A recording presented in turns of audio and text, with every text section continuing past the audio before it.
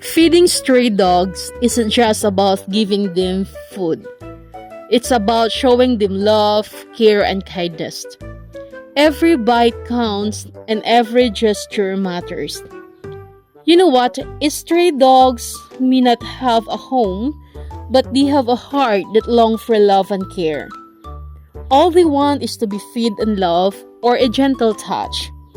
So please let us show kindness and compassion for them, or let us spread kindness and make a difference in their lives.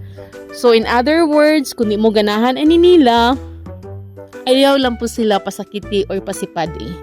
Kung di mo kahataw og tubig or pagkaon nila, ayaw lang gid sila taon hampaka or kana bitang pasakitan.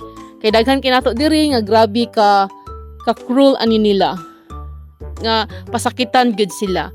Please ayaw kay nay balaod ani.